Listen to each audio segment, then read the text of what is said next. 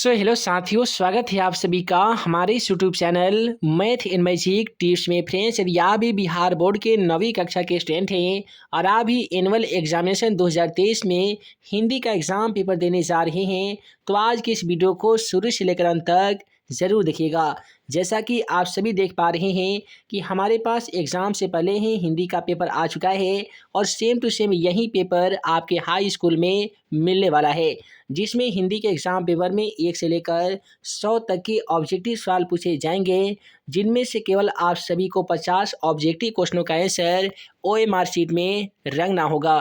तो एक बार जल्दी से वीडियो को लाइक कर दीजिए। चैनल पर नए होंगे तो चैनल को सब्सक्राइब कर लीजिए, ताकि ऐसे ही आने वाली हर नवी कक्षा का इम्पोर्टेंट क्वेश्चन का वीडियो आप सभी को मिल सके। तो चलिए फ्रेंड्स, बिना समय गवाए पहला क्वेश्चन का आंसर देख लेते हैं। देखिए, सबसे पहला सवाल क्वेश्चन नंबर 1 में पूछा जा रहा है कि गाजे में बढ़िया से बढ़िया इत्र मलकर चीलम कौन पीता था। तो क्वेश्चन का राइट ऑप्शन बी के साथ चला जाएगा, ये मुंशी जी पिया करते थे। उसके बाद में कहता है कि किस सदी में चीनी यात्री फाहियान नालंदा में आए थे। तो यहाँ पे क्वेश्चन नंबर 2 का सही जवाब ऑप्शन सी के साथ चला जाएगा, ये 5वीं सदी में आए थे। उसके बाद में कहता है कि नालंदा विश्वविद्यालय का जन्म कैसे हुआ था। तो यहाँ पे क्वेश्चन नंबर 3 का सही जवाब ऑप्शन सी के साथ चला जाएगा, जनता के उदार दान से। उसके बाद में कहता है वियोग किस लेखक का प्रसिद्ध गद्य काव्य है। तो यहाँ पे क्वेश्चन नंबर 4 का राइट आंसर हो जाएगा शिवपूजन सहाय, क्योंकि शिवपूजन सहाय के द्वारा ही वियोग की रचना की गई है। उसके बाद में अगला सवाल है कि वियुक्त का क्या अर्थ होता है। दोस्तों, वियुक्त का मतलब होता है लुप्त हो जाना, यानी खत्म हो जाना।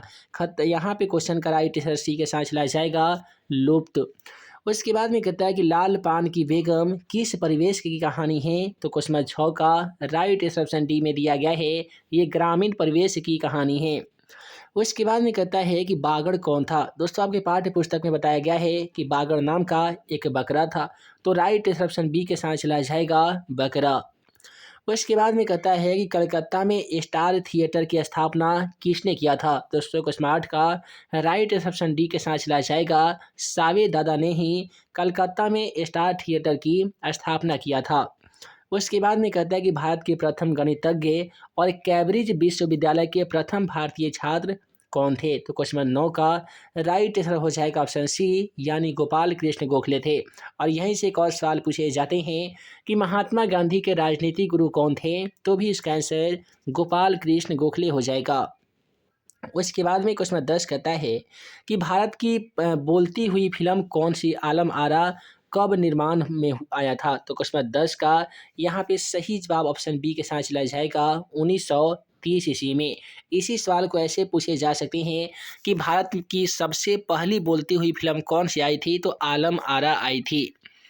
उसके बाद में कहता है कि भारत का पुरातन विद्यापीठ शीर्षक पाठ गद्य की कौन सी विद्या है। क्वेश्चन नंबर 11 का राइट ऑप्शन डी के साथ चला जाएगा, यह एक व्यंग है। फिर कहता है कि आवारा मसीहा किस लेखक की रचना है। दोस्तों, क्वेश्चन नंबर 12 का सही जवाब ऑप्शन यहाँ पे बी हो जाएगा, ये विष्णु प्रभाकर की रचना है। इसके बाद में कहता है कि टॉल्स्टॉय की माँ की मृत्यु कब हो गई थी। दोस्तों, क्वेश्चन नंबर 13 का राइट ऑप्शन सी के मार के आइएगा कि जब ये 3 वर्ष के थे ना जी, जब लियो टॉल्स्टॉय ये 3 वर्ष के थे तभी उनकी माँ की मृत्यु हो गई थी।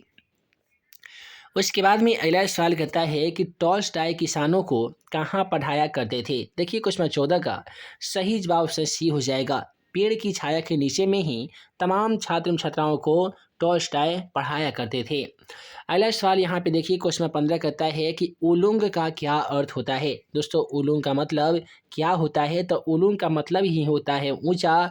तो राइट आंसर यहाँ पे ऑप्शन डी हो जाएगा।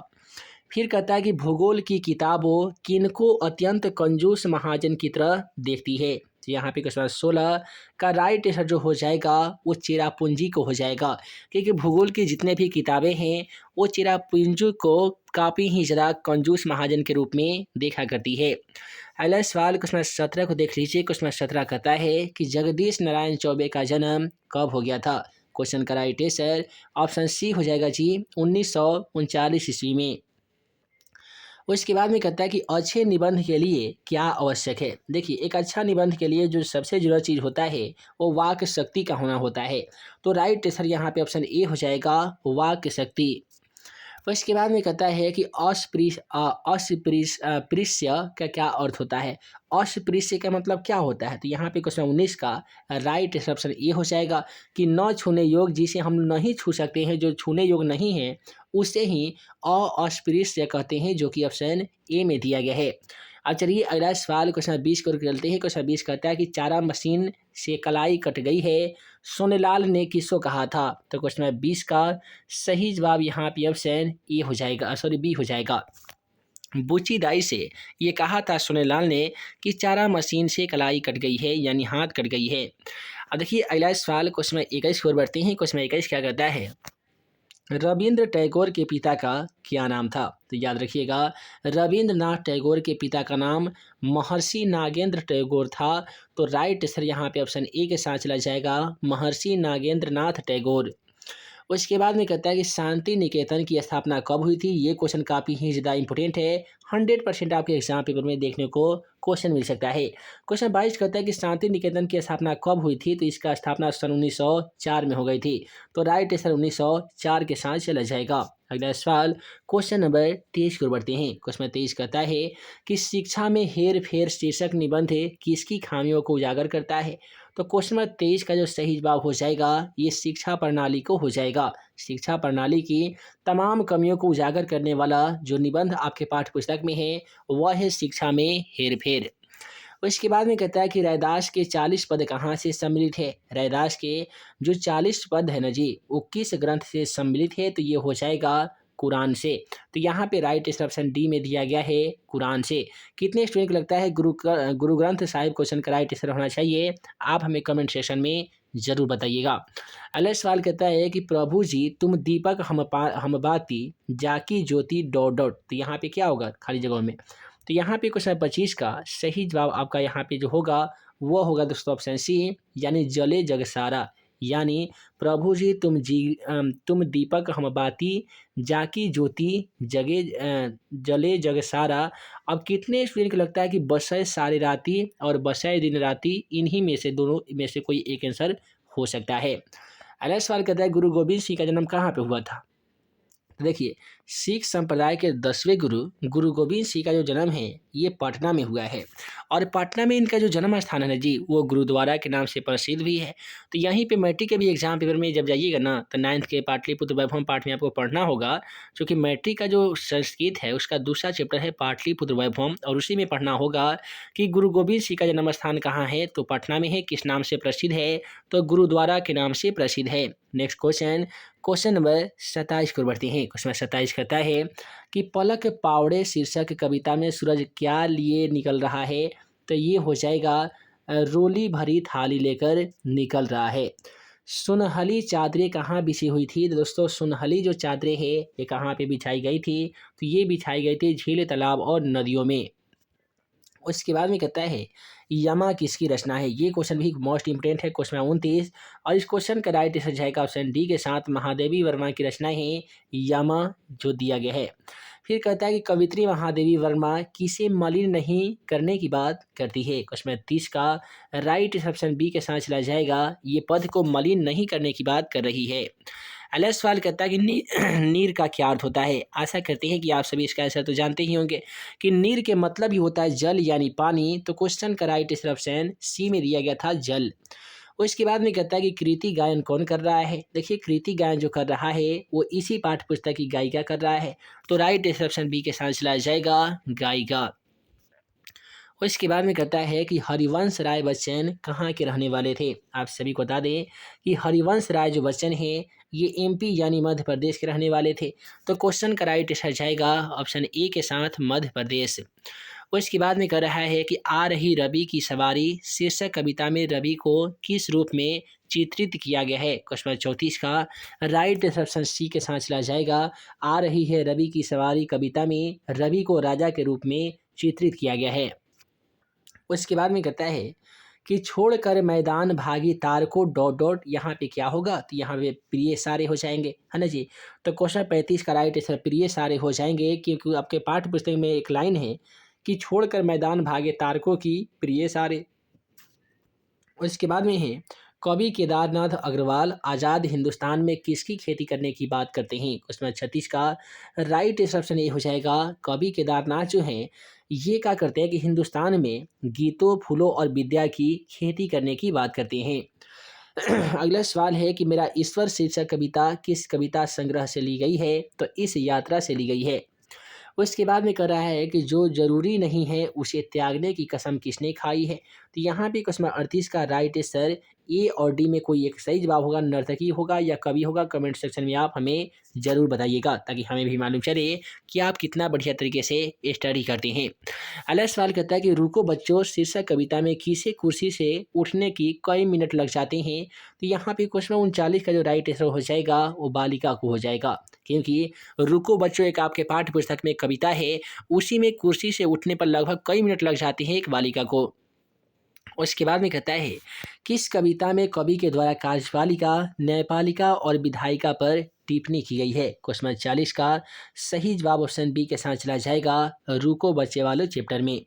उसके बाद में है कि अंधेरे कोने में दुबक कर एक सूखी रोटी और 3 दिन पुराना साग व चोरों की तरह खाती खाती रही, कई बरस में रेखांकित में कौन सा होगा। क्वेश्चन 41 का राइट ऑप्शन ए के साथ चला जाएगा, निम्मो हो जाएगा। फिर कहता है कि निम्मो समाज में किस वर्ग का प्रतिनिधित्व करती है।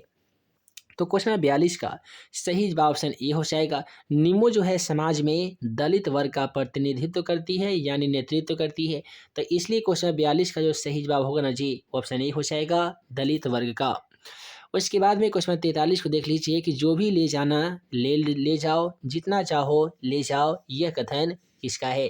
तो यह कथन किसका हो जाएगा, तो आपके पाठ्य पुस्तक में बताया गया है कि जो भी ले जाना है ले जाओ, जितना चाहो ले जाओ। इस क्वेश्चन का राइट आंसर समुद्र हो जाएगा। यह कथन समुद्र कहता है एक मनुष्य को। उसके बाद में है कि समुद्र शीर्षक कविता के चिर दुरिस्थित क्या है। तो यहाँ पे क्वेश्चन 44 का राइट आंसर सूर्य के साथ चला जाएगा। उसके बाद में आइए क्वेश्चन नंबर 45 की ओर बढ़ते हैं। क्वेश्चन 45 कहता है कि जनता के जीवन और संघर्षों में भागीदारी किनकी कविता की शक्ति है। तो क्वेश्चन नंबर 45 का राइट आंसर दिया गया ऑप्शन ए में, रैदास की शक्ति है। उसके बाद में है पर्व गीतों में सर्वाधिक महत्वपूर्ण क्या है। देखिए पर्व जो गीत होते हैं, पर्व त्यौहार वाले जो गीत होते हैं, उसमें सबसे जो महत्वपूर्ण गीत होता है वो क्या होता है। तो पहला ऑप्शन में दिया गया छठ गीत, बिरहा, फगुआ, चैता। तो इसमें सबसे महत्वपूर्ण गीत आपका छठ गीत होता है। अगला सवाल कहता है कि पटना में कला और शिल्प महाविद्यालय की स्थापना किसने किया था। क्वेश्चन 47 का राइट आंसर दिया गया ऑप्शन सी में, राधा मोहन बाबू ने किया था। अगला सवाल क्वेश्चन 48 की ओर बढ़े तो क्वेश्चन 48 क्या कहता है जी कि चित्रकार श्याम वर्मा का जन्म कब हुआ था। तो दोस्तों बात है सन 1940 ईस्वी की, जब लेखक श्याम वर्मा का जन्म हो गया था। अगला सवाल क्वेश्चन 49 को देख लीजिए। क्वेश्चन 49 क्या कहता है कि बिहार की लोक चित्रकला की समृद्ध परंपरा की किसकी चित्रकारी को अंतर्राष्ट्रीय प्रसिद्धि मिली है। तो क्वेश्चन 49 का राइट ऑप्शन ए हो जाएगा जी, मिथिला की चित्रकारी को। उसके बाद में कहता है कि राजा जगन्नाथ प्रसाद सिंह किंकर कवि के साथ कौन से उच्च कोटि के थे। तो उच्च कोटि के क्या थे, गायक थे, अभिनेता, निर्देशक थे या चित्रकार वक्ता थे। तो क्वेश्चन 50 का राइट ऑप्शन सी के साथ चला जाएगा, यानी ये अभिनेता और निर्देशक के रूप में थे महाराजा जगन्नाथ प्रसाद सिंह किंकर। तो उसी प्रकार से आज की इस वीडियो में हम आप सभी को बताने जा रहे हैं हिंदी का ऐसा इम्पोर्टेंट VVI सब्जेक्टिव क्वेश्चन जो कि आपके 9वीं कक्षा के हिंदी का जो एग्जाम पेपर होने वाला है, उस पेपर के लिए आज का वीडियो देखना बहुत ज़रूरी है। तो यहाँ पे सबसे पहले वस्तुनिष्ठ प्रश्न में हम लोग गद्यांश वाले क्वेश्चन देखेंगे। यदि आप इस वीडियो को शुरू से लेकर अंत तक देखते हैं ना, तो वादा है हमारा कि सब्जेक्टिव क्वेश्चन का 10 नंबर आपका पक्का इस वीडियो से हो जाएगा। जैसा कि आप सभी देख पा रहे हैं, कहता है कि निम्नलिखित गद्यांश में से किसी एक गद्यांश को पढ़कर नीचे दिए गए प्रश्नों का उत्तर दीजिए। प्रत्येक प्रश्न 2 अंक के होंगे। तो यहाँ पे एक छोटा सा गद्यांश दे दिया गया है और इसी गद्यांश को पढ़कर नीचे दिए गए तमाम क्वेश्चनों का आंसर देना होगा और प्रत्येक क्वेश्चन के लिए 2 अंक निर्धारित किए गए हैं। तो इस प्रकार से इतना छोटा गद्यांश को पढ़कर यदि आप तमाम क्वेश्चनों का आंसर दे देते हैं तो आपको 10 नंबर दे दिए जाएंगे। तो यहाँ पे ये रहा गद्यांश। अब आइए जान लेते हैं इस गद्यांश में कौन कौन से क्वेश्चन दिए गए हैं। तो दोस्तों सबसे पहला गद्यांश का क्वेश्चन कहता है कि सामाजिक जीवन का महत्वपूर्ण आधार क्या है, और दूसरा क्वेश्चन है हमारा कि पड़ोस क्यों आवश्यक होते हैं। तो सबसे पहले जानते हैं कि सामाजिक जीवन का महत्वपूर्ण आधार क्या होता है। तो यदि आप गद्यांश को ध्यानपूर्वक देखेंगे तो पहला ही लाइन में आपका दिया गया है कि पड़ोस सामाजिक जीवन के ताने बाने का महत्वपूर्ण आधार है। तो क्वेश्चन में ही बोला गया था कि सामाजिक जीवन का महत्वपूर्ण आधार क्या है, तो आसान शब्द में बता दीजिएगा कि पर्वत सामाजिक जीवन के ताने बाने का महत्वपूर्ण आधार होता है। पर्वत नहीं बल्कि यहाँ पे पड़ोसी हो जाएगा, कि पड़ोस जो होता है ना जी सामाजिक जीवन जीने के लिए और ताने बाने का सबसे महत्वपूर्ण आधार माना जाता है। उसके बाद में इसमें का जो दूसरा क्वेश्चन दिया गया था वो दूसरा क्वेश्चन है कि पड़ोस क्यों आवश्यक है। आइए जान लेते हैं कि पड़ोस क्यों आवश्यक है। तो इसी लाइन में थोड़ा सा आगे बढ़िएगा तो यहाँ पे दिखाई देगा कि दरअसल पड़ोस जितना स्वाभाविक है उतना ही सामाजिक सुरक्षा के लिए एक सामाजिक जीवन की अस्त आनंदपूर्ण गतिविधियों के लिए आवश्यक भी होता है।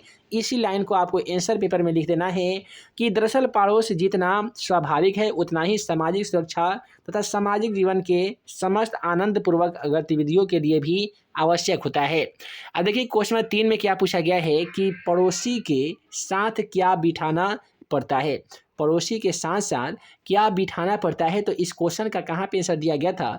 तो यहाँ पे इस लाइन को देखिएगा तो यहाँ पे कह रहा है कि पड़ोसी का चुनाव हमारे हाथ से नहीं होता है, इसलिए पड़ोसी के साथ कुछ ना कुछ सामंजस्य तो बिठाना ही पड़ता है। तो यही इसी लाइन को आपको आंसर पेपर में लिखना होगा कि पड़ोसी का चुनाव हमारे हाथ से नहीं होता है, इसलिए पड़ोसी के साथ कुछ ना कुछ सामंजस्य तो बिठाना पड़ता है। अब देखिए अगला क्वेश्चन क्या दिया गया है कि पड़ोसी में कौन कौन से लोग हो सकते हैं। तो गद्यांश का यदि आप नीचे वाला स्टेंजा नीचे वाले लाइन को पढ़ेंगे तो यहाँ पे दे रहा है कि हमारा पड़ोसी अमीर हो या गरीब उसके साथ संबंध रखना सदैव हमारे हित में ही होता है। तो इसी लाइन को यहाँ पे लिख देना है कि हमारा पड़ोसी अमीर हो या फिर गरीब हो कोई फर्क नहीं पड़ता है, उसके साथ संबंध रखना हमेशा हमारे हित में ही होता है। और इस गद्यांश का जो अंतिम क्वेश्चन कर रहा है यहाँ पे देख लीजिए, कहता है कि सबसे विश्वस्त सहायक कौन होता है। देखिए सबसे विश्वस्त जो सहायक होता है वो कौन होता है। तो इसी में दे रहा है कि आकस्मिक आपदा एवं आवश्यकता के समय में पड़ोसी ही सबसे विश्वस्त एवं सहायक होता है। यानी जब भी अचानक कोई आपदा आ जाती है, जब कोई भी हमें अचानक तुरंत कोई ज़रूरत पड़ती है, तो वैसे स्थिति में हमारे पड़ोसी ही सबसे बड़े विश्वस्त एवं सहायक बन जाते हैं। तो यहाँ पे बहुत ही आसानी तरीके से हम लोग गद्यांश का सलूशन कर लिए हैं। उसके बाद में दूसरे गद्यांश को पढ़िएगा और यहाँ पे आपका कुछ क्वेश्चन दिया गया रहेगा और उन तमाम क्वेश्चनों का आंसर यहाँ पे देना होगा। और इस पीडीएफ में हम लोगों ने तमाम क्वेश्चनों का सलूशन यहाँ पे कर लिया है। उसके बाद में आपसे यहाँ पे निबंध पूछा जाता है। क्या पूछा जाता है जी दोस्तों? निबंध पूछा जाता है। और यहाँ पे दहेज प्रथा पर यहाँ पे हम निबंध लिखे हुए हैं। इसी निबंध को आप अपने एग्जाम पेपर में जाकर छाप दीजिएगा, आपको पूरे 5 नंबर यहाँ से भी दे दिए जाएंगे। तो 10 नंबर का हमने आपको गद्यांश बताया, 5 नंबर का यहाँ से आपको 10 नंबर में निबंध भी रहता है, तो पूरे 20 नंबर आपको यहाँ से पक्का हो जाएगा। और थोड़ा सा नीचे बढ़िएगा ना जी तो आपके 4 नंबर क्वेश्चन में एक पत्र लिखने के लिए मिलेगा। और पत्र लिखने के लिए आप आसान तरीके से यहाँ पे एक जगह का नाम लिख लीजिएगा, दिनांक दे दीजिएगा और पिताजी के पास में एक पत्र लिखना है। तो पिताजी के पास एक पत्र आसान तरीके से इस प्रकार से लिख दीजिएगा और पूरे 5 नंबर यहाँ से भी दे दिए जाएंगे। इस प्रकार से 20 + 5 यानी 25 नंबर का एग्जाम पेपर आप इजी तरीके से पास कर सकते हैं। और नीचे से थोड़ा सा और बढ़िएगा ना जी तो उसके बाद में आपको क्वेश्चन पेपर मिलेगा। जैसे कि दरोगा की तरक्की रुकने की वजह उसकी घोड़ी थी जिसमें बेचना मंजूर नहीं था।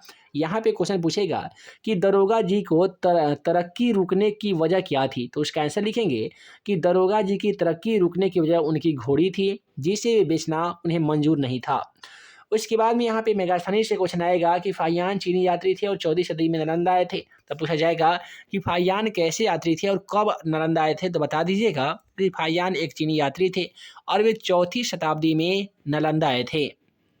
उसके बाद में यहाँ पे कुछ किताब से क्वेश्चन रहेंगे जो प्रत्येक क्वेश्चन 2-2 नंबर के रहेंगे और आसानी तरीके से आप तमाम क्वेश्चनों का देकर आंसर आसानी तरीके से हिंदी का एग्जाम पेपर पास कर सकते हैं। जल्दी से जाइए हमारे वीडियो के डिस्क्रिप्शन बॉक्स में दिए गए लिंक को क्लिक कीजिए और 1 से लेकर 100 तक के तमाम ऑब्जेक्टिव क्वेश्चनों का सॉल्यूशन देख लीजिए, क्योंकि 27 फरवरी 2023 को आपका हिंदी का पेपर होने वाला है और हिंदी के पेपर में यदि आप 100 में 100 नंबर पाना चाहते हैं तो वीडियो को लाइक कीजिएगा, चैनल पर नए होंगे तो चैनल को सब्सक्राइब कीजिएगा।